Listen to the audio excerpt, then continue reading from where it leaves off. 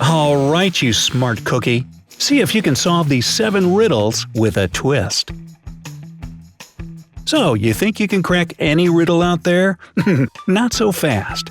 These riddles may look easy enough at first glance, but once you find out the correct answer, you'll be beating yourself up for not paying closer attention to the details. Can you be really attentive and think outside of the box? Let's find out. Riddle number 1. The secret password. Matt wants to get into a private club, but the entry requires a password that he doesn't know. So, he steps off to the side and eavesdrops on entering club members giving the password. When one club member walks up to the door, the bouncer says 12. She replies 6 and is let in.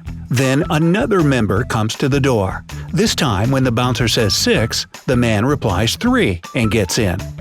Matt's sure that he sees the pattern and walks up to the door. The bouncer says 10, and Matt replies 5. To Matt's surprise, the bouncer doesn't let him in. Can you figure out what Matt should have said to get in? You have 10 seconds to think about it.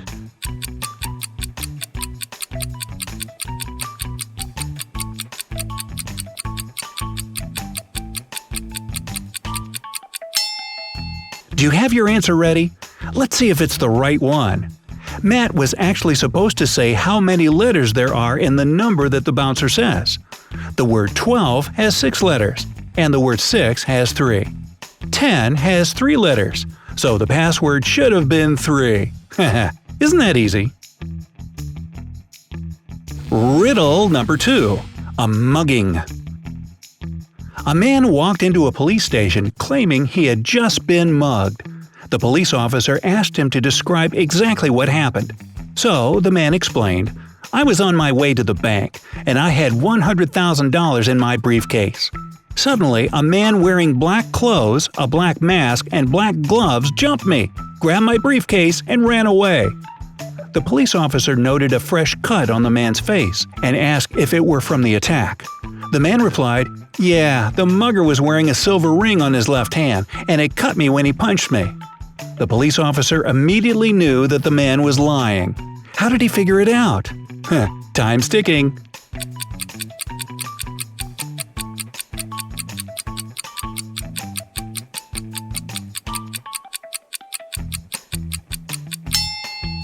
This one's pretty easy if you paid close attention to the man's story. You probably remember that the so-called victim said that the attacker was wearing black gloves, right? So even if the ring had cut his face through the glove, how could the man know whether the mugger's ring was made out of gold or silver or any other material? Liar, liar, pants on fire. Riddle number 3. Jack's dilemma. Jack has a lion, a lamb, and a bale of hay. He wants to cross a river, but there's only one boat, and it can't hold the weight of more than 2 items at a time. Jack also has to make sure that the lion doesn't eat the lamb, and that the lamb doesn't eat the hay. How can poor Jack get to the other side of the river with all 3 objects safe and sound? You have 10 seconds to find a solution.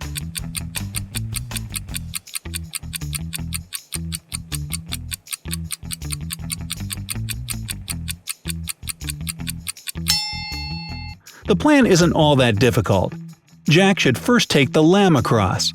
Then he can take the bale of hay across and bring the lamb back. After that, he should take the lion across, but leave the lamb. Finally, he needs to go back for the lonesome lamb and take it across. There, all 3 get to the other side of the river unharmed. Let's just hope that the lion won't eat him. Oh! Riddle number 4. A life or death decision. Tom was walking in the woods when he suddenly came upon a big house. The house looked abandoned, so Tom, in true scary movie form, decided to check it out. But as soon as he walked in, you know what happened. The door behind him slammed shut. Tom found a note saying the door behind him is locked, but there are 4 unlocked doors that he can use to get out. The problem is what's behind those doors. If Tom opens the first door, he'll immediately fall into a tank full of hungry sharks. The room behind the second door is filled with lethal gas. Behind the third door awaits an unescapable well full of water. And if Tom chooses the fourth door, he'll face a chainsaw-wielding serial killer who murdered 100 people in 1918 alone. Dang, psycho! So, which door should Tom choose to survive? Your 10 seconds starts now.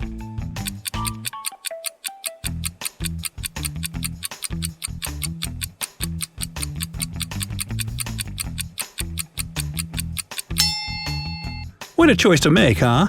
Looks like death is behind each one. Well, death is waiting behind each door, except for the last one. Although the killer sounds like the last thing you'd want to choose, he was slaying people a century ago. So Tom will probably just be met by a dusty old skeleton covered in cobwebs. Harmless. Well, unless you don't like dust or spiders. Riddle number 5. Card trick. Adam is given a deck of 52 cards. He knows that there are 13 cards facing up, while the rest are facing down in a random order. He needs to create 2 piles with the same number of cards facing up. Oh, and Adam is blindfolded and can't see a thing. So, how can he do it?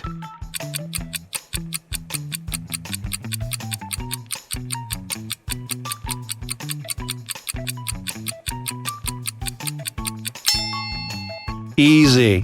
Adam just needs to take the first 13 cards from the top and simply flip them over. Done. If you don't believe it, let's break it down together. Imagine you took the first 13 cards from the top. Let's say there are 9 cards in that group that are facing up. That means the remaining pile would only have 4 cards facing up, since we know from the beginning that 13 of the 52 cards were facing up. So if you flip the first pile over, 4 cards will be facing up and 9 will be facing down. 4 and 4. There you go. Riddle number 6. The odd one. Look carefully at these 5 figures. The question is simple. Which one of these objects does not belong in the group? A good old odd one out riddle. Here are your 10 seconds.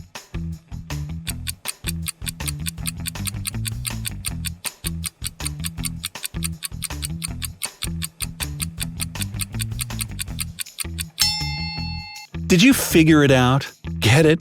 Figure? Anyway, if you choose the first figure, congratulations, you're absolutely right. And why is that?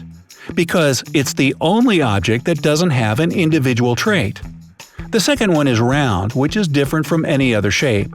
The third object doesn't have an outline around it. The fourth one is a different color from the rest. And the fifth shape is much smaller than the others.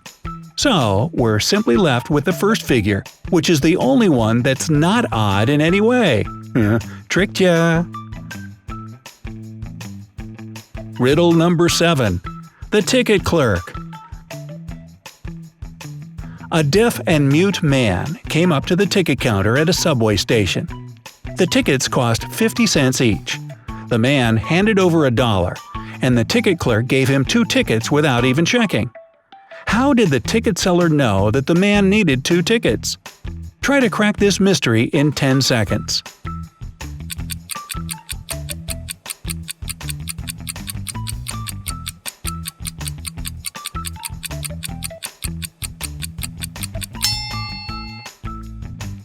Ready or not? Here's the answer.